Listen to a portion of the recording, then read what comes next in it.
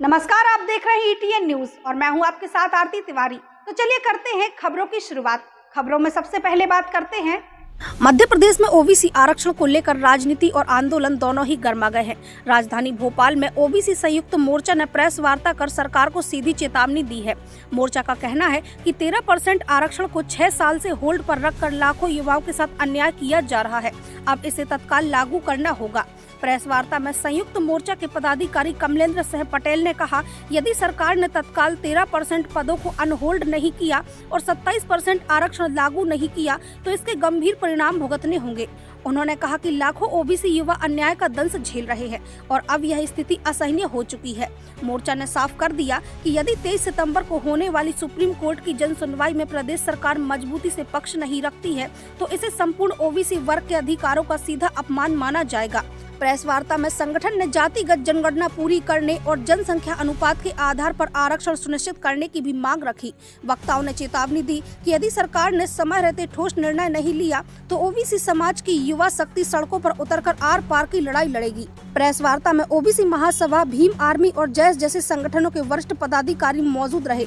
सभी ने एक स्वर में कहा, यदि सरकार ने ठोस कदम नहीं उठाए तो यह आंदोलन शांति का नहीं बल्कि संघर्ष का स्वरूप लेगा। Ravindra Tiwari, ETN news Bhopal. लोगों को यह चीज दिखाना चाहता हूं कि बहुत से लोग बोलते हैं कि 27% ओबीसी आरक्षण पर रोक है।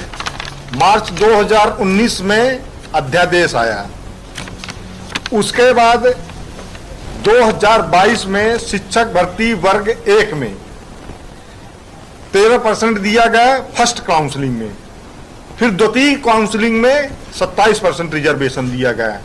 तो एक ही भर्ती में 2 प्रकार के कानून कैसे लागू हो सकते हैं? आप सरकार की विसंगतियां सुनते जाइएगा।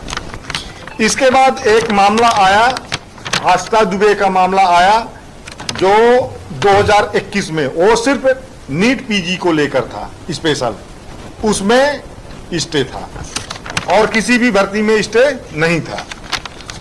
उसके बाद 2/9/2021 को महाधिवक्ता की विधिक अभिमत के द्वारा सामान्य प्रशासन विभाग के द्वारा 27% के लिए आरक्षण लागू के लिए अभिमत जारी किया गया और वहां से जेल प्रहरी की परीक्षा में 7/12/2021 को जेल प्रहरी में 27% आरक्षण दिया गया।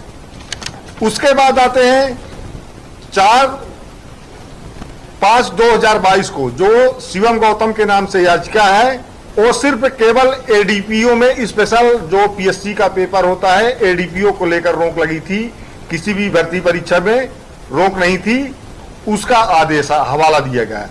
उसके बाद सबसे बड़ी जो जहां से समस्या पैदा हो गई, जो सरकार ने 87-13 का फार्मूला बनाया, 29/9/2022 को सामान्य प्रशासन विभाग का एक परिपत्र जारी होता है जिसमें 87-13 का फार्मूला बनाया जाता है कि 87% का रिजल्ट जारी करेंगे और 13% का पद होल्ड करेंगे।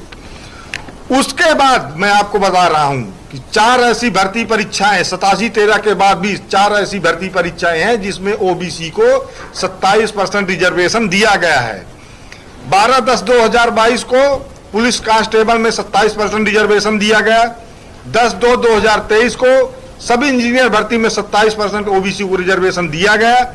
29/5/2023 को आबकारी आरक्षक भर्ती परीक्षा में 27% रिजर्वेशन दिया गया। 30/6/2023 को पटवारी एवं अन्य 2022 का परिणाम में 27% ओबीसी को रिजर्वेशन दिया गया। ये 87-13 के फार्मूले के बाद। तो मेरा सरकार से यह पूछना है कि जब आपका मन पड़ता है तो 27% आप दे देते हो, जब मन पड़ता है तो 13% होल्ड कर देते हो, तो ये कौन सा कानून आप लागू कर रहे हैं? तो जब आपका मन पड़ता है तो 27% दे देते हो, जब मन नहीं पड़ता है तो ये इस प्रकार से गैर संवैधानिक काम मत कीजिए। ओबीसी आज पिछले 6 वर्ष से परेशान है, बहुत परेशान है। अगर हमारी मांगे नहीं माने गई तो हम इस भोपाल को पूरा ब्लॉक कर देंगे और लगभग 5 लाख की संख्या में हम लोग यहाँ पर प्रदर्शन करेंगे। अभी हम लोगों का अमरण अनशन भी होगा। 19 तारीख से हम लोग अमरण अनशन पर बैठ रहे हैं। अगर सरकार बातें हमारी नहीं मानती है तो यह आगे भी हमारा प्रदर्शन चलता रहेगा। तो मोहन यादव जी से मेरी यही अपील है कि इस प्रकार की आप सरासर बेईमानी मत कीजिए। जो 27% ओबीसी आरक्षण का कानून है उसको तुरंत लागू कीजिए और 13% अनहोल्ड कीजिए। इस प्रकार का अन्याय अत्याचार मत कीजिए, सामाजिक न्याय के विरुद्ध काम मत कीजिए।